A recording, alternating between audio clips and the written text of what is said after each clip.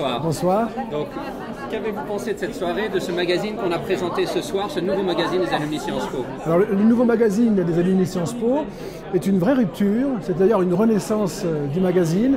C'est un magazine comme on les aime, qui fait penser à la presse généraliste. Il est maniable, il est coloré, il est riche en contenu, varié. Il est très beau, je trouve, franchement très beau. La couverture est magnifique. Elle est d'ailleurs aussi magnifique parce qu'on y voit une très belle photo de Richard. Et vraiment sur l'ensemble de l'objet, du produit, comme on dit aussi parfois, c'est une pleine réussite. Et cela marque très clairement une nouvelle époque, le début d'un nouveau cycle, avec un magazine beaucoup plus ambitieux, beaucoup plus ancré dans le monde médiatique d'aujourd'hui. Et d'ailleurs, il y a tout un jeu de références avec les nouveaux médias et les médias sociaux au sein du magazine qui témoignent avec force de cette révolution culturelle. Il est ancré dans la communication et les médias, mais il est aussi ancré dans l'école, la vie des étudiants. Comment vous voyez cette relation entre l'école, son réseau d'anciens élèves, aujourd'hui dans l'avenir ? La relation entre Sciences Po et ses anciens élèves est une relation absolument vitale. C'est à la fois un réseau, les points d'ancrage, l'héritage, ceux qui font vivre la maison en dehors de la maison, ceux qui portent la maison par les compétences acquises à Sciences Po, grâce à Sciences Po, qui reviennent comme enseignants, et ça c'est une des très belles choses que la maison permet.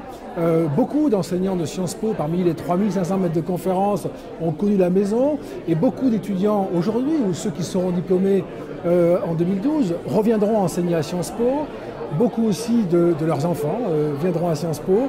C'est une espèce de famille dans le présent, et puis aussi à travers les générations qui sont liées entre elles par Sciences Po, comme élèves, comme enseignants, et bien sûr aussi comme recruteurs, comme patrons, qui viennent chercher à Sciences Po, pour avoir connu la maison, qui viennent chercher à Sciences Po les compétences dont ils ont besoin pour faire vivre les entreprises ou les administrations dont ils ont la charge. Alors, dans ce magazine, on a aussi tout un dossier sur la politique de fundraising de Sciences Po. Les anciens élèves sont évidemment mobilisés. Quelle place pour le fundraising? Quelle importance lui donner dans les mois qui viennent, dans les années qui viennent pour le développement de l'école?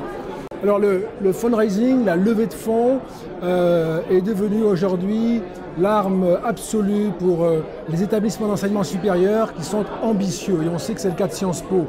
Nous aurons dans le futur et dès maintenant à penser de façon très ambitieuse la question des ressources. Nous savons que les ressources publiques seront peut-être protégées parce qu'à Sciences Po, nous saurons nous battre pour cela, mais nous savons aussi qu'elles ne pourront pas croître comme elles ont pu croître dans le passé, et qu'il faudra donc compter pour porter les projets nombreux qui feront vivre cette maison. Il faudra compter sur le soutien militant, le soutien chaleureux, le soutien engagé de tous les anciens de Sciences Po. Et c'est une force considérable, c'est une grande tradition dans beaucoup d'universités dans le monde entier, c'est une grande tradition en particulier dans les universités américaines, que les anciens élèves financent, soutiennent le développement de leur université.